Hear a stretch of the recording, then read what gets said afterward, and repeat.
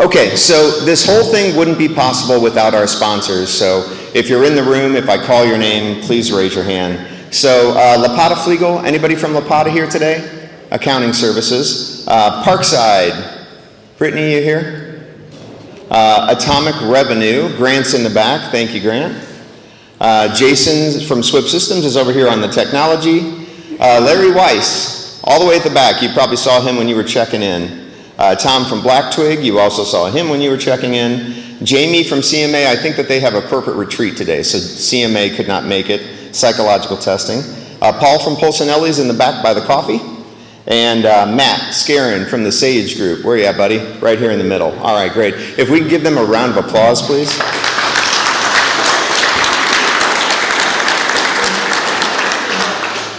Well, thanks for coming in on what would normally be this chilly November day. And luckily, it's a warm November day. I don't know if anybody's seen the weather, but it's going to be like 74, 75 tomorrow. So enjoy it while you can, right?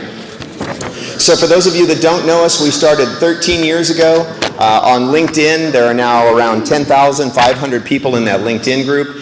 There's a card on your table. If you're not part of the LinkedIn group, please do grab that card and join. It's free to join. And there's a ton of conversations going on there. We were invited to the LinkedIn Inner Circle program, so we're in the top 1% of LinkedIn groups run worldwide. So they recognize us that way, so that was nice. There's also the website there. You can see the whole list of upcoming events for 2026 and the sponsors. We're all having a lunch 2 Tuesdays from now to plan out the whole next year. So if you've got suggestions on manufacturing speakers that you would like to hear from, just jot them down on the feedback sheet when you are leaving today, and we'll take those and we'll try to make those connections. So we got a great speaker here today, and we're honored to have Doug Eisenhart's father in the room as well. So thank you for being here today. So please join me in welcoming Doug Eisenhart, president of Cambridge Air Solution, a proud second-generation family-owned company led by the Kramer family.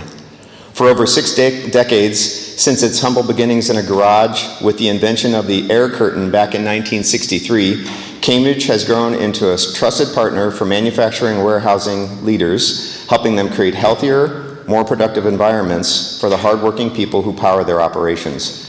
Doug's own journey is rooted in family business. He grew up in the food brokerage world, representing manufacturers across supermarkets, mass merchandisers, and convenience channels. He later joined Dot Foods, who we all know, a multi-billion-dollar family-owned redistributor serving the food service and supermarket industries. In January of 2014, Doug brought his sales and marketing expertise to Cambridge. With a deep belief in the power of great teams and great processes, he led with a growth mindset, convinced that when people and systems align, the opportunities for teams and companies are truly unlimited. Please give a warm welcome to Doug Eisenhart.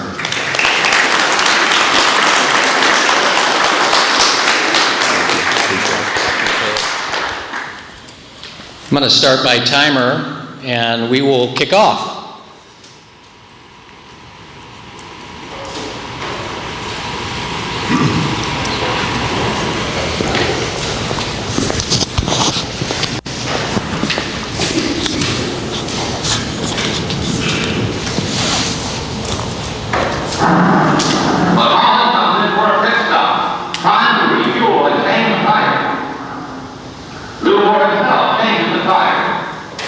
Only 4 crew members, including the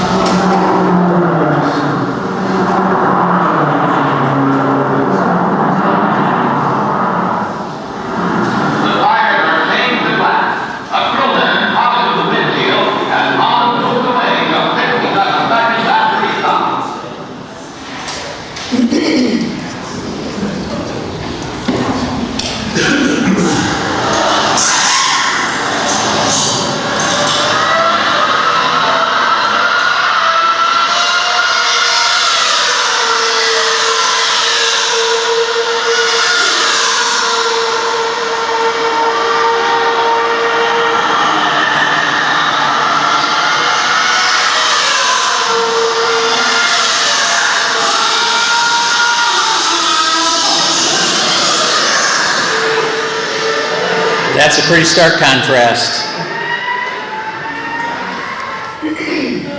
What did you see? Improvements.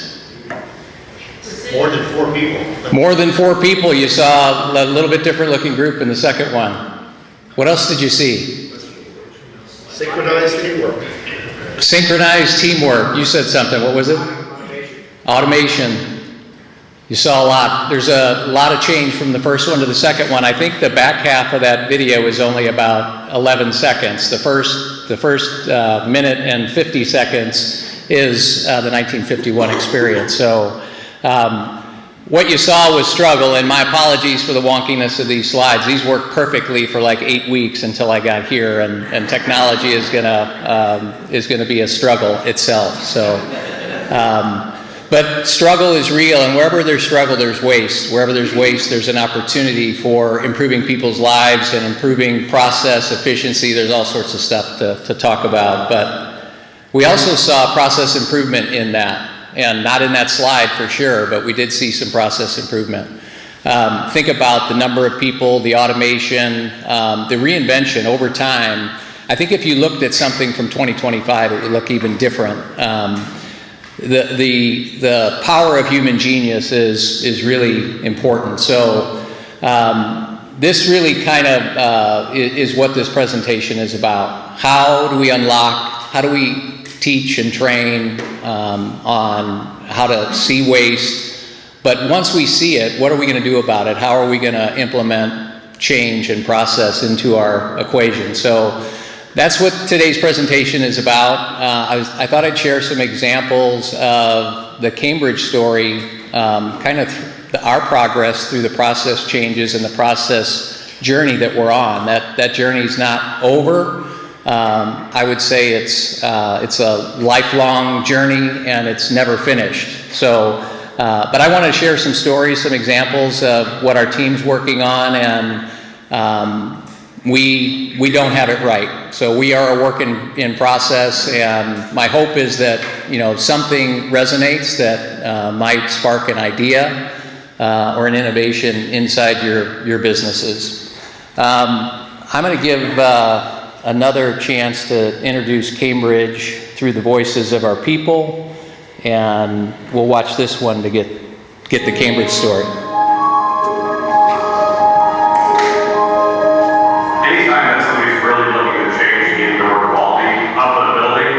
I think that's when Kramer really stepped in and started driving the ventilation requirements of the building, as well as heating and cooling. We're looking to actually build healthier environments for people. I mean, it kind of started with us here. We like to do our product development, apply them in our facilities, understand the challenges that maybe we face and solve them internally, and then be able to reproduce that for others who may have the same challenges out in the field. Now we walk out in the middle of summer, it's 78 on 110 degrees outside, and the air is amazing in here. And I think that's honestly what we're trying to do for other manufacturers for the United States. The hardest thing to do is take the first step towards a healthy working environment is to really understand what your options are. Are they trying to solve for an energy goal, a sustainability goal, a decarbonization goal? Are they trying to solve for indoor conditions that are favorable to people? We first need to understand their challenges, what they're trying to achieve, understand their facility, maybe what processes are going on inside their facility. Because we're not just going to say, oh yeah, here's a heat load, here you go, here's your quote, off with you. We're going to actually have experts look over that design and ensure that we're going to get the best possible solution for your building. We have built quality into our process all the way throughout the system. We test every unit we go out the door to make sure that it's functioning properly. We test the combustion, we test the airflow. This is not typical in our industry. Because we care deeply about quality inside our walls, that translates into, well then let's build products that are going to last. That matters to us. And it can't just be for a couple of years. We want it to last for decades. We talk about ease of doing business. We want to be the people that, when we have a commercial investor space that needs heat or air conditioning, that we're the people that we come to. Working with other companies, we're finding that there's a desire for having a low carbon footprint, stewarding our environment, and that is something that rings really, really true to Cambridge and who we are. For all of us to know that even the little things we do every day, on the line, in office, anywhere here at Cambridge, actually leads to another business having an enriched and fulfilling and healthy working environment matters a lot to us. We exist to glorify God by enriching the quality of every life we touch. We are in that business of enriching lives through this system that we develop, but it's in our DNA, it's our big purpose, it's why we exist.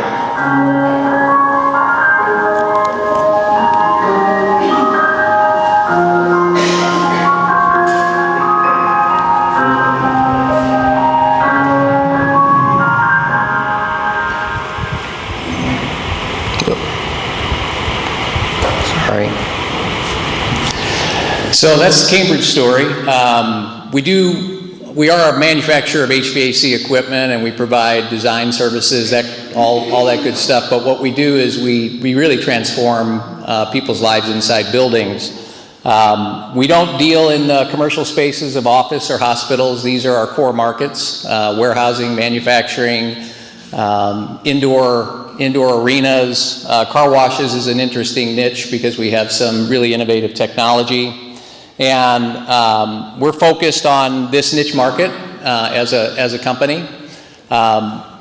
We are really bullish on how we make a commitment to process and standardization. And for all these reasons, I won't read them all to you, but this is probably the reason for our presentation today, or my presentation today. I'm really interested in trying to look at, we're known for culture. We've worked really hard on our culture, and most of the presentations that we give are about how organizational culture, really transforms a business strategy. But what we want to do today is really talk about how we build on top of that with awesome process. And I'm going to go through a couple of those examples. But for all those reasons, if you're building a company to last, those are all the reasons. If you're building it to sell, the last one is the value of your business would be exponentially different when a company coming in can see that you have your process dialed in.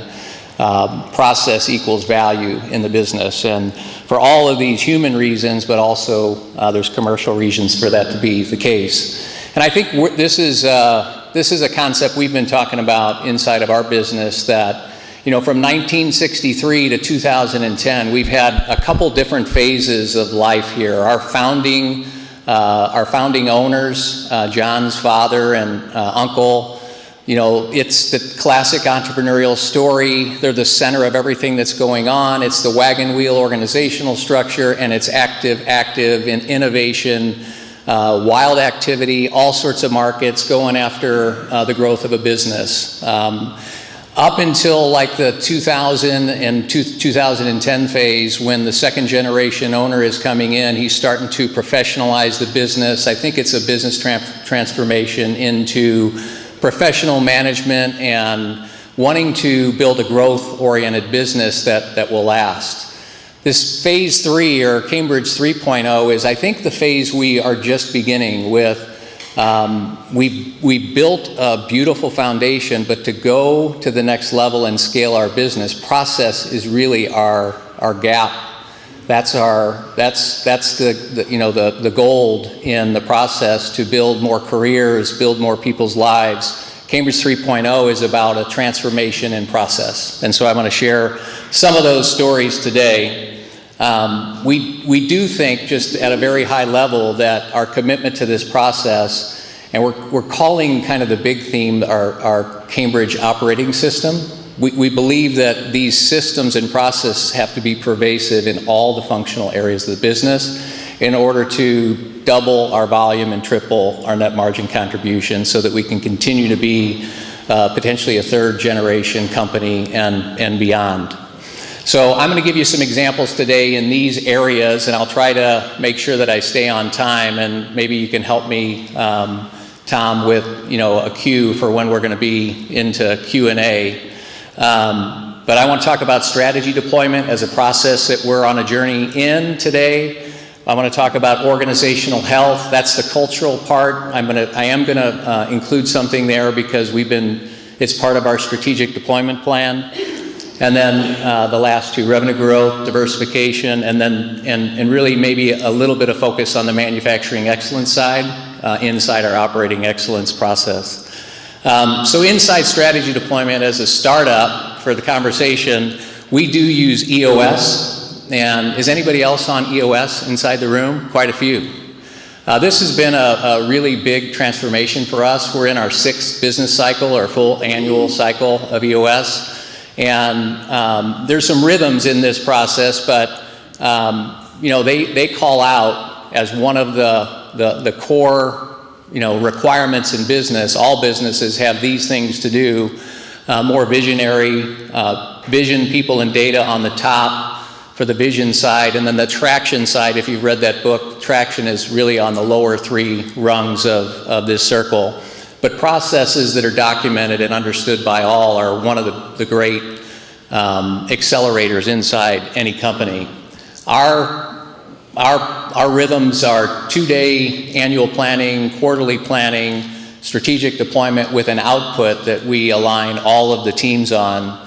And we run a cascading group of meetings on a weekly basis, 3 levels deep into the company. The strategic pillars of that plan are always bucketed in these 3 areas for us. We focus on org health, we focus on revenue diversification, and then we focus on process. How are we changing process systematically with priority inside the business?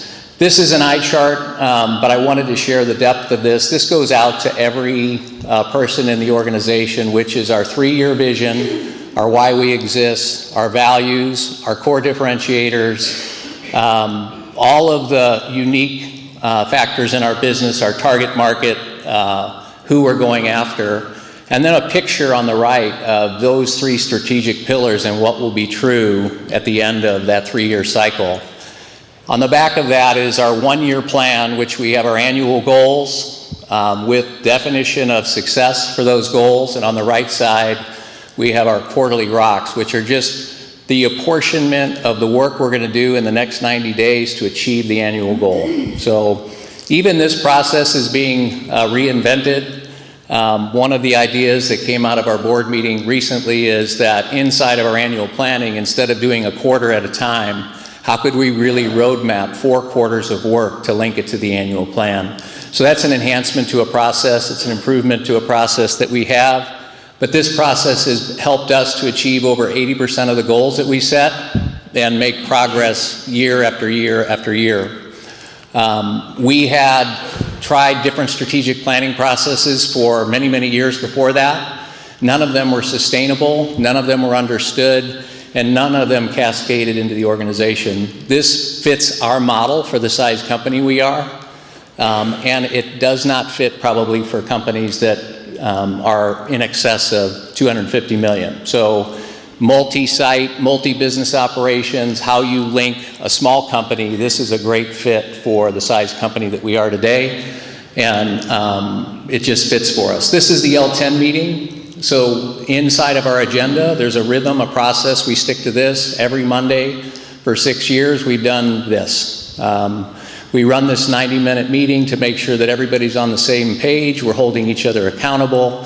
And if we don't score a 10 on the meeting, or we don't score at least an 8 out of 10 on the meeting, someone's offering an improvement idea to help monitor the improvement that must happen before the next week's meeting. So that rhythm builds efficiency of movement, less politicking, less wasted time, more prioritization, more speed in achieving business results.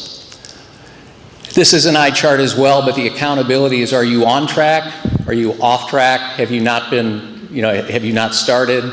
And if you're off track, what are you doing about it, and what help do you need? And we'll process an action item that has to be completed before we get back the next Monday. So that's the speed and efficiency of that system.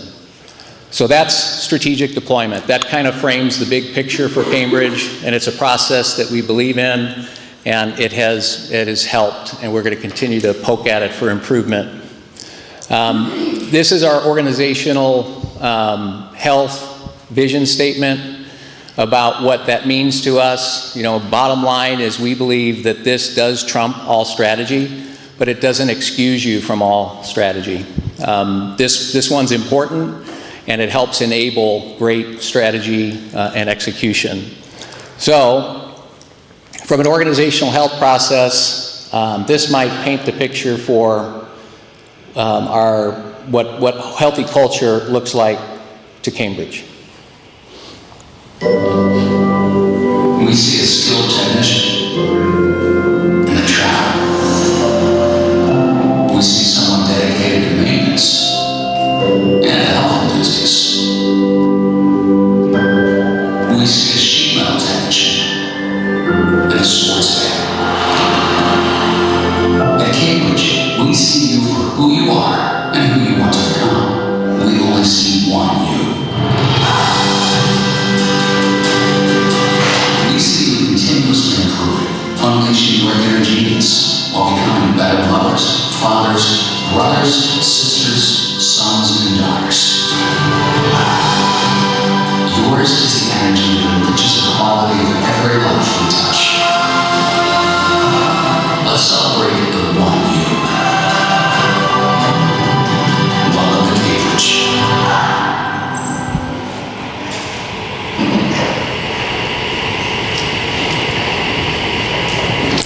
So Annie Krieger sitting up here, her team came up with the concept of trying to really put into words and in pictures with people what One You meant to us. You know, the ability to show up and be fully yourself wherever you're at. We've tried to create a healthy working environment that allows people, you know, to be what they need to be for their families and at work and thrive in both places. So.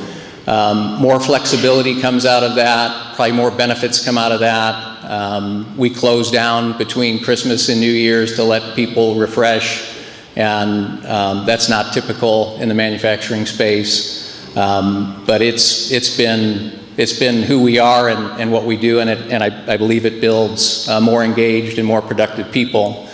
We've codified our values into values in action. And again, you can't read this, and basically what I'll invite you all to do is that if you want to go deeper on any of these topics that I'm kind of blasting through, I'd be happy to have a conversation or have you come to Cambridge. We've had a lot of peer groups that have welcomed us into their business, and this came out of another company that helped share a benchmark with us on how to do this well.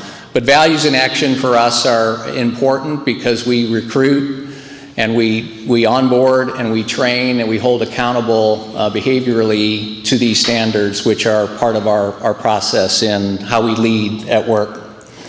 We also offer inside that culture, from a cultural commitment standpoint, we want our leaders to lead in a specific way from a heart-based perspective versus an autocratic perspective or a dictatorial perspective.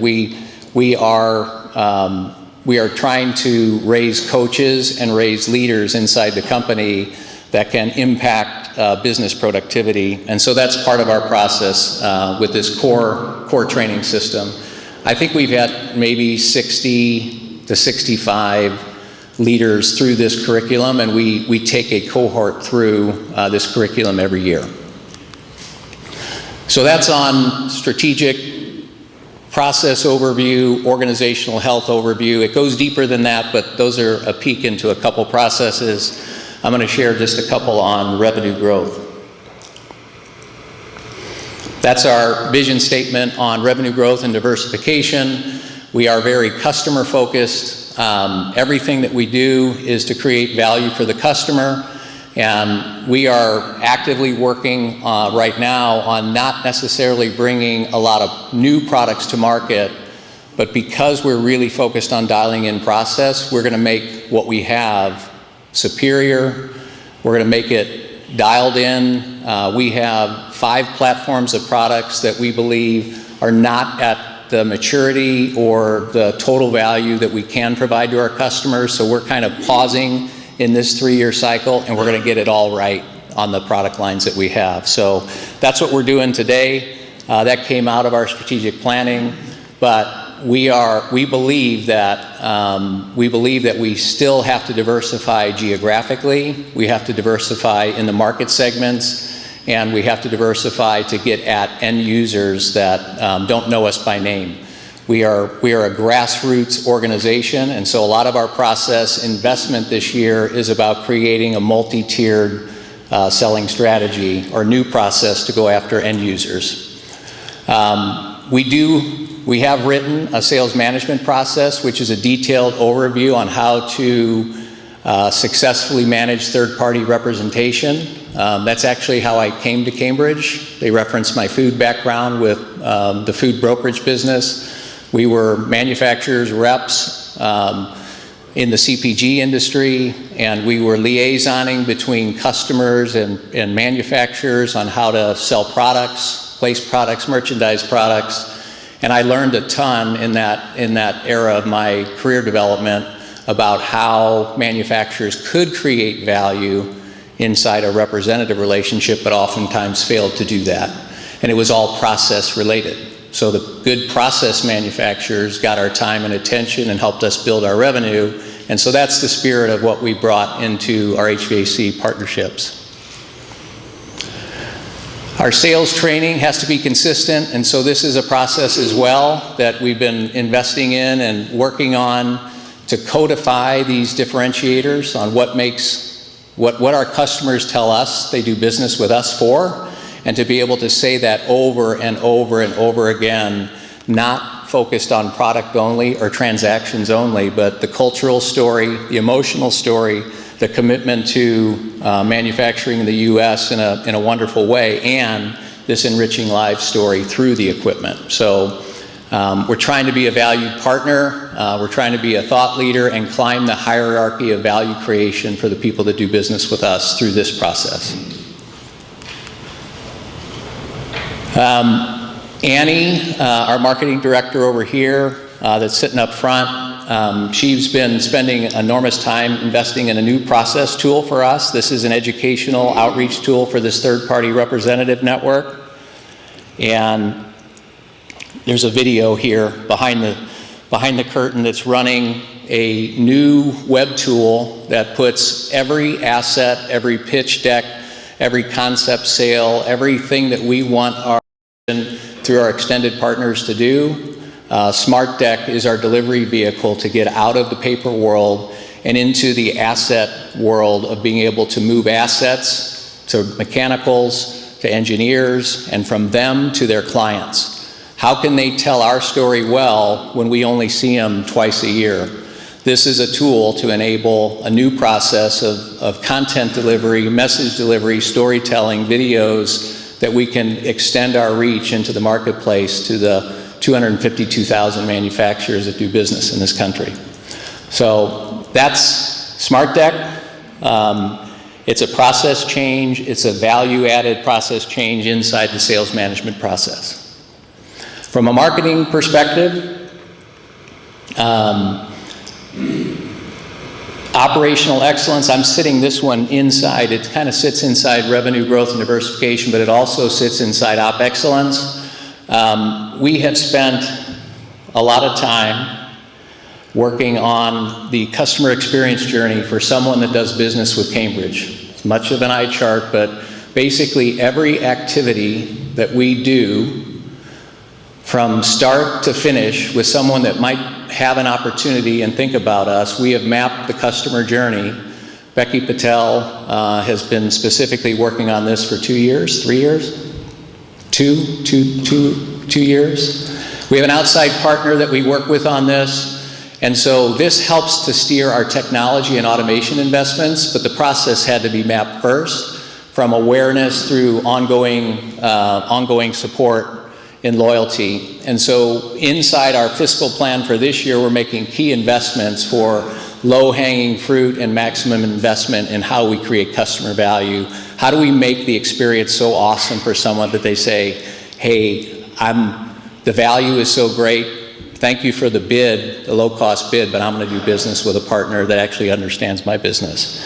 So this maps our customer journey. The next one, and it really is just a commitment to everything that we're thinking about from a marketing perspective is not one and done, but how can it be sustainable? What are we building that can be sustainable to continue to use and leverage a process inside webinars, inside our parts promotion, inside our website lead development? What are the systemic things that we can continue to capture flywheel efficiency to do more outreach into the customer segment? So that's what our marketing team is working on. They have that VTO that I shared. Our marketing department has the most detailed departmental VTO, casting a 3-year vision with a 1-year goal, a one quarter rock. The cascade of our vision into our marketing department is probably the most detailed work that we've done. So we're on a journey there to reach end users, and we're pointing our resources, our bets, our capital investment at that today. And we're launching a new product line called Apex Air. It's air conditioning for industrial facilities. It's hard to do, but we've developed, through our engineering teams, we've developed a better mousetrap. And we're excited about this. This is just kicking off on a broad base across the country. The video, we believe in video, the power of video. Video is part of our standard process. If you went to our website, you'd see a video on an animated video on every product that we have. It's lather, rinse, and repeat, but if you can't picture how the equipment works, how can you see it working for your people that might be working in these conditions? So this is a picture of our new Apex Air inside an industrial facility. We model the airflow in 3 dimensions, and then we overlay that with voiceover that educates. So in 2 minutes, 2-minute format, we try to do education. So this is kind of the end of the content from a operating perspective, but I thought I'd show this because everything we do from here is built on this foundation of continuous improvement. Morning, cameras. This is Justin over here on the S-line. So we had a circle where our liquid actuator part was actually swiveling around, so it was loose. The set screws were loose. They were not tight. So what we did is we came up with some standard work instruction to kind of help out the idea of making sure that we had documentation of how to do the job, the process itself, and to make sure that these were highlighted to make sure they know how to tighten down the liquid actuator itself. We also got a tool for assembly so they can torque those sections down and define for the manufacturer there's a torque setting. So we got that taken care of. Assembly now has the tool and the instructions on how to do that. We get trained to it. Gave everyone who was involved in assembly. And that is our 2-second lead to that external. Thank you. So that gentleman, his name is Justin Mead, and if you go to YouTube and Google Justin's chair, you'll see a journey from almost the first day he was at Cambridge to today. And that would capture this see waste, eliminate waste, make a video mindset of 2-second lean. It's foundational from an engagement perspective that people know that they can make a change, that they can actually make a difference, that they have influence on process. And from standard work, that's the other part of that video that you saw. What does standard work look like? And then what does standard training look like? And how will we hold someone accountable to that standard work? That's the next iteration of every process in our plant. But that's a picture of what a fully baked process engine would look like in 23 cells on a product line that had full instruction that someone could come in and be fully functioning in weeks instead of months. So that's the process play inside operational excellence. Our goals this year are narrow. We're going to be focusing that effort of operating system tied to these objectives on visual boards on the Gemba in each of those cells, what does safety, quality, and delivery look like? But more than that, what are the issues that we're seeing on a daily or hourly basis, and how are we processing those? How are we capturing the data for those? And how are we permanently solving these through standard work and training forever? Not that we won't build on them to always challenge those things and improve them, but without the system or process, it's hard to define or picture what good is. If we're just improving things all the time against no standard, we're aiming at nothing. It's perpetual chaos, and it's perpetual handoffs of tribal knowledge. We're moving away from that so that people can thrive and move and be cross-trained. That's the modern manufacturing excellence that we're pursuing through the Cambridge operating system. So safety, quality, and structured problem solving are the mission for this fiscal year. So that's a lot in 38 minutes or so, and it's not deep. It's very wide. It's not deep. And again, if you want to go deep, I would welcome the opportunity to do that, because we have learned through going deep with others, and they have poured into us. We're being poured into now.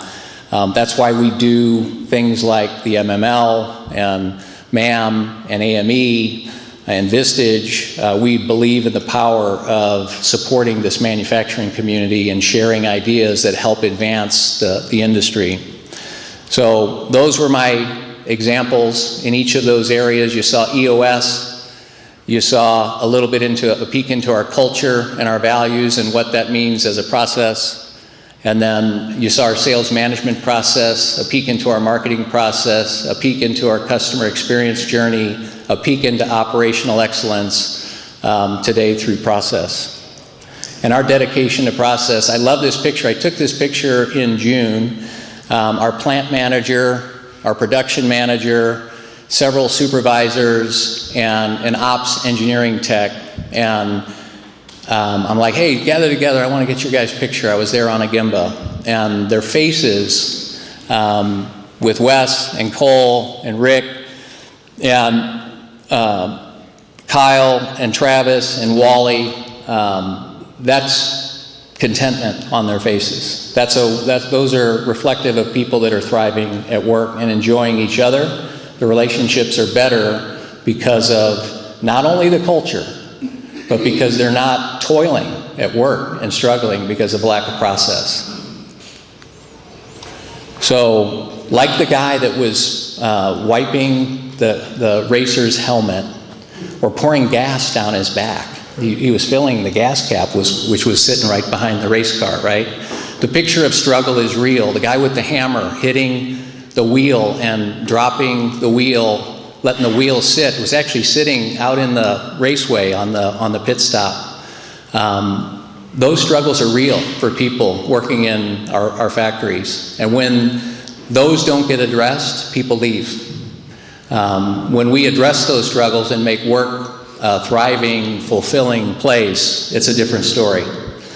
That's what we hope to do with the Cambridge operating system from here forward. So progress through process is our call to action for Cambridge. And I'm really grateful for all the people that have poured into us to do that. Many of you are friends here that have done that with us and have been with us on this journey. So if you're interested, there is a place on our website, Cambridge About Tours. We welcome people into our factory to talk to our people, not necessarily to me, I'll be there, but come talk to our people. And they are leaning into education. They want to teach and train as a way to solidify their own commitment to it. We get more benefit from people coming to see us because our people become trainers and educators, and they become invested in helping others in this industry. So thank you for your time today. Appreciate it.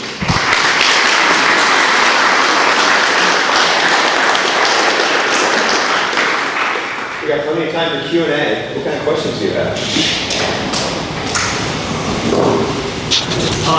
So one difference that people find in those videos is that the first pit team was 4 people, and the second pit team was, well, I can even count them, there are many, right? And I can sort of see somebody maybe who's at a smaller company saying, look, this is all great, but we just don't have the manpower or the size to do all of the tracking, you know, to have all the quarterly metrics, et cetera, and improve every process. We're just too small. If we did that, we'd spend all our time tracking things and not enough time actually making the widget. So do you have advice for the smaller company that where they can't do everything, but can get started with one thing, one process improvement? Yeah, I was gonna reflect back. I think your comment is a good one, and Boeing can do more than Cambridge. That's a reality. Boeing has more continuous improvement. People pointed at that operations process. We're benchmarking with another manufacturer that has 100 people in IT programming and AI, and we have 4.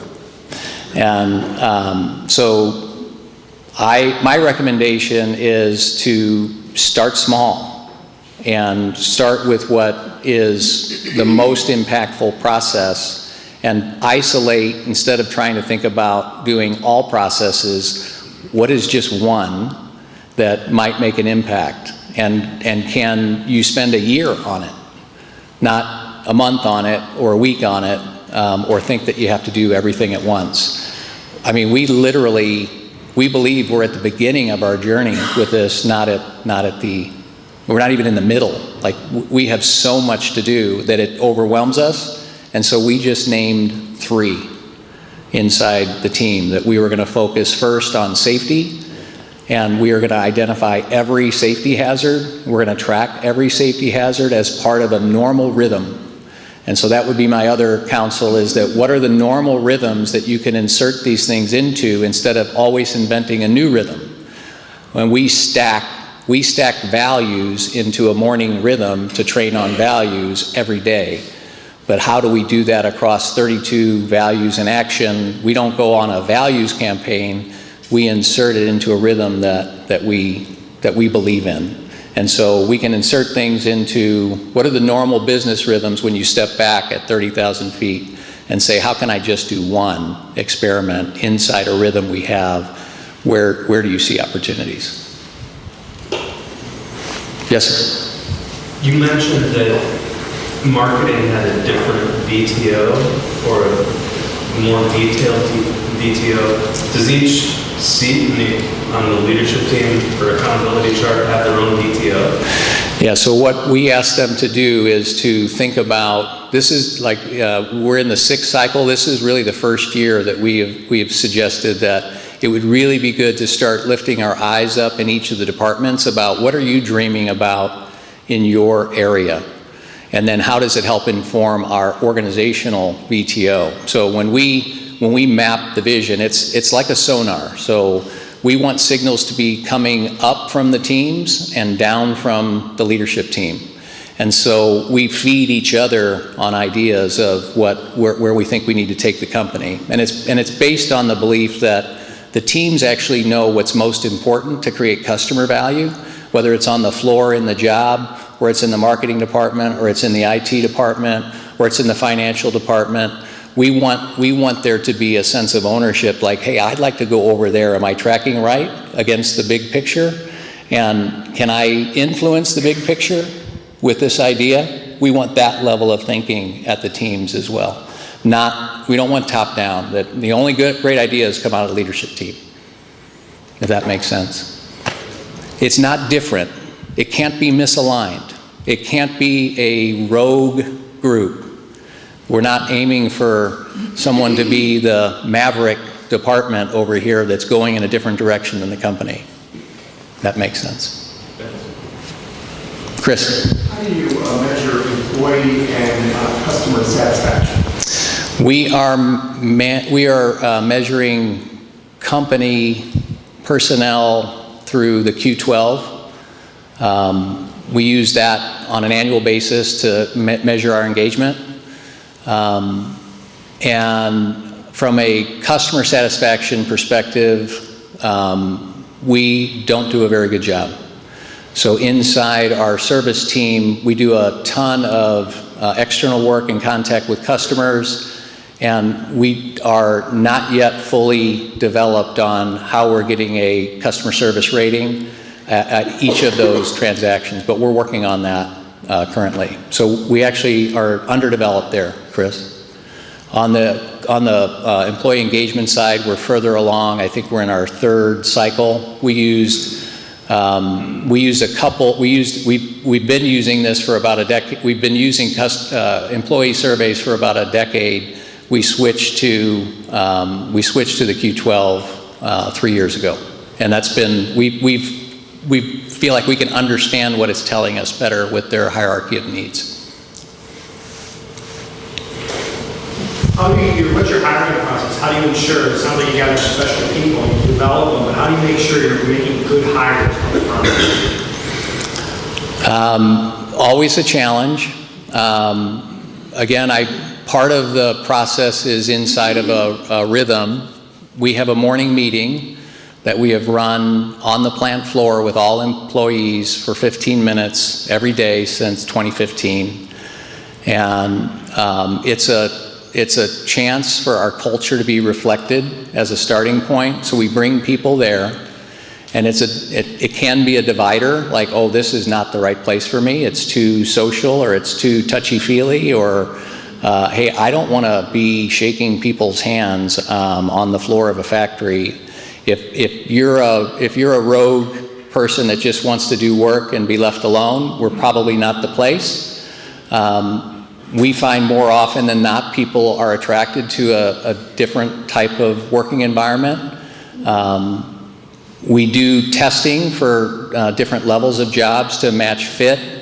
We have full visibility into each job description. So what do they need to know? What skills do they have to have? And then what will we see them doing to succeed?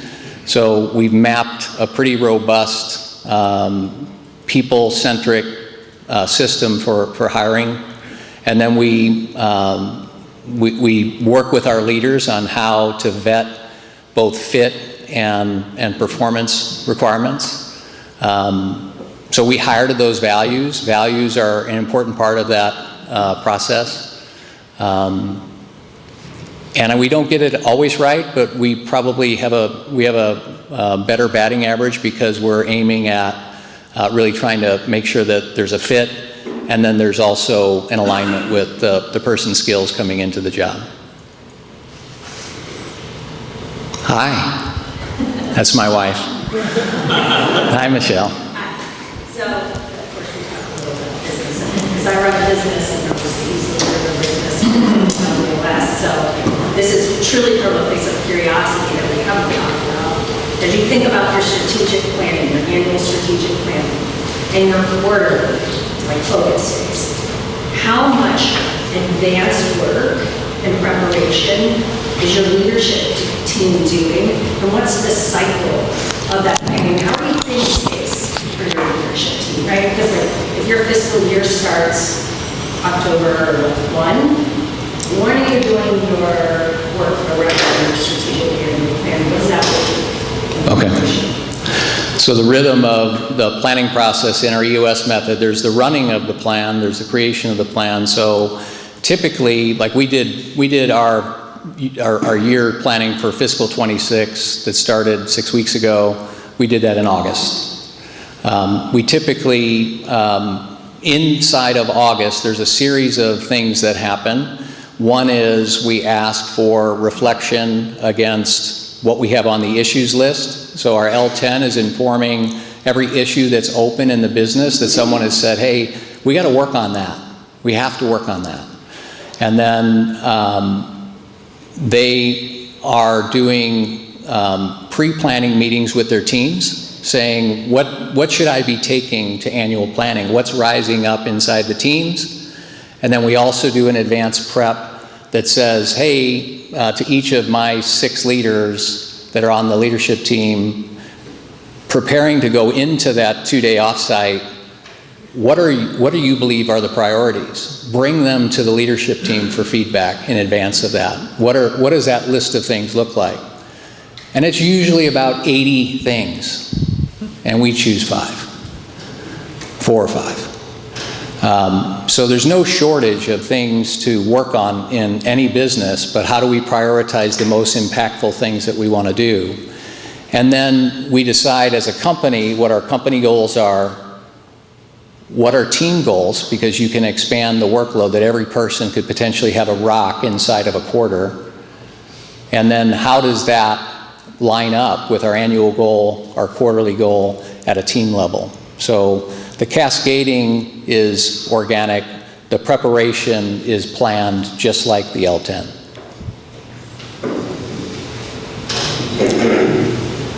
Thank you for the question, hon.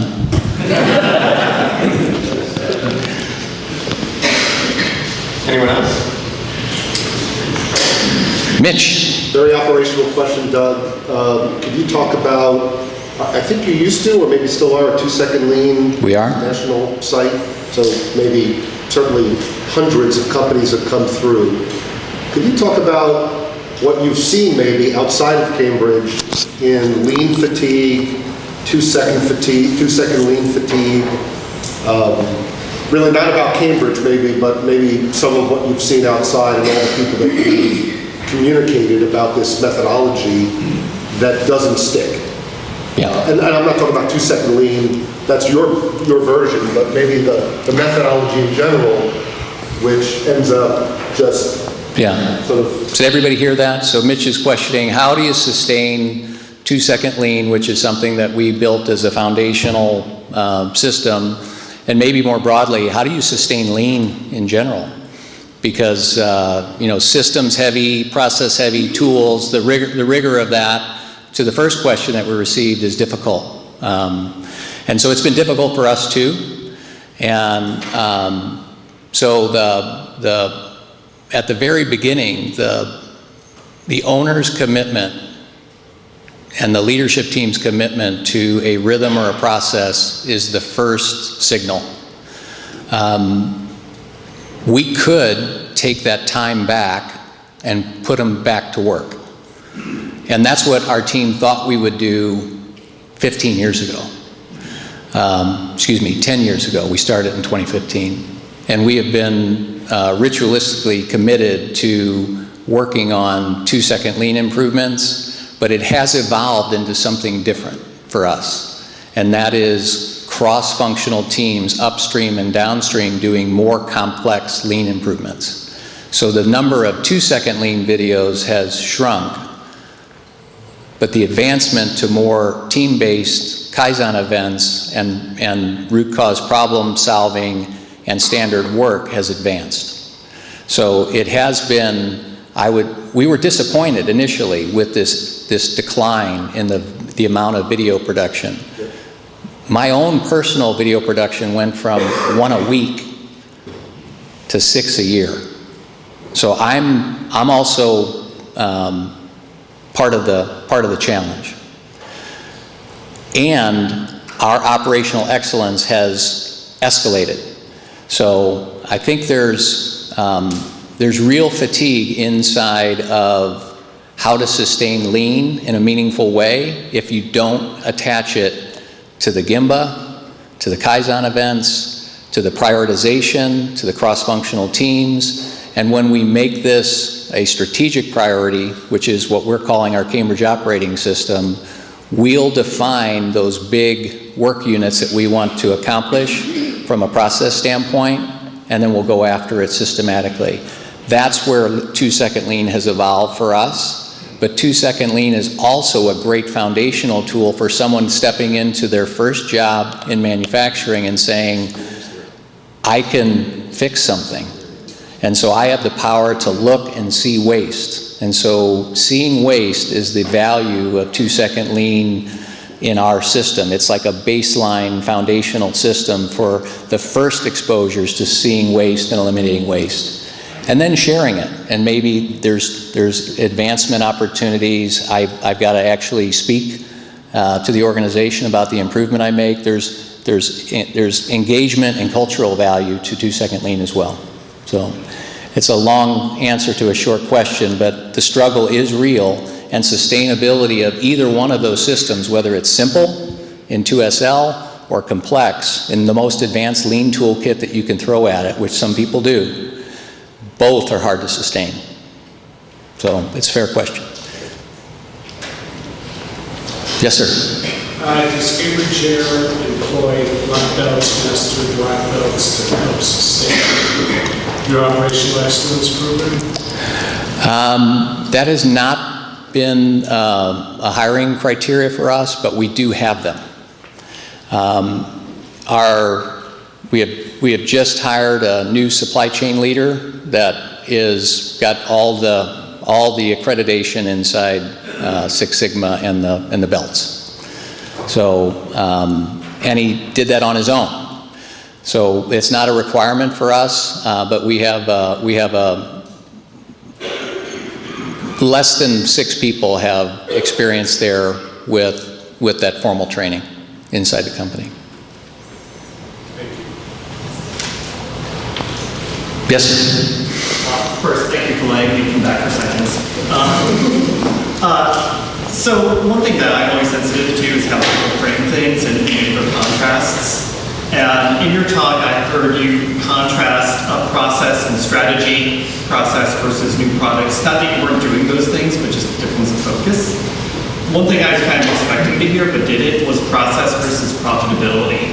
So I'm wondering what the difference would be between what you're doing now versus someone who would come in to say, maximize owner value. Yeah, so ROI orientation of that process change. How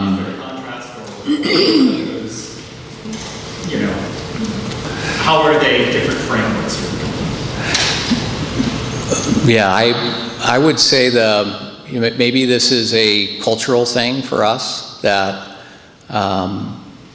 like inside that's one of the questions we've been asked about 2-second lean for literally a decade. What did that cost you? And we never quantified it. We never did an ROI on it. I can tell you in the very first year we implemented, the one number that I do know is that we cut our manufacturing cycle time on our core product line by 40%. So it took 40% less time to make a unit that was our most profitable unit in year 1. And I believe we built on that historically, but we didn't do it for the ROI. We did it for our organizational health, our culture, and what it would do to build engagement for people to take care of our customer better and actually care about their work. That's why we did it. We wanted to build a better place to come to work. And I think through that, we have seen operational efficiency, and we saw it again yesterday, and our financials were in a down market. We had more operational efficiency inside of our plants in both sites, in Wentzville and Chesterfield, than we've ever had. So we are measuring it, but we're not necessarily measuring it from a project-to-project ROI basis. Even though that data does exist, and we look at it, but that's not why we do it. We do it for a multitude of reasons. That might, right or wrong, that's been our approach. All right, how about another round of applause? Thank you all.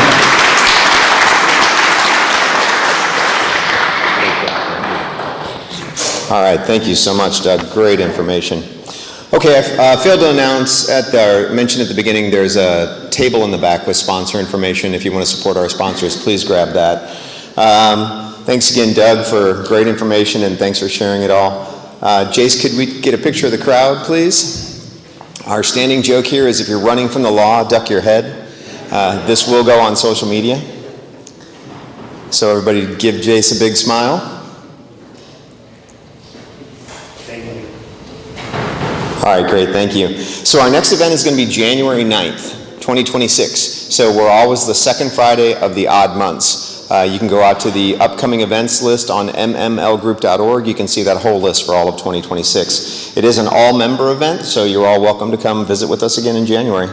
There's new feedback forms on your table. There's a section there. If you're struggling with something in your business, there's a section there where you can make a note of it. And if you for sure put your name and phone number so we know who put the information down, we'll connect you with someone in the ecosystem that can help you. You don't go onto a marketing list. You don't get onto a mailing list or anything like this. This is one-on-one communication to connect you with somebody that could help you solve your problem. There are recycle bins down the side and in the hallways. If you could please recycle and throw away your trash. And then most importantly, there's a black basket in the back. Please throw your name tag in there so that we know that you were here. So thank you for everything. Thanks again, Doug. Very much appreciated. Have a great weekend, everyone.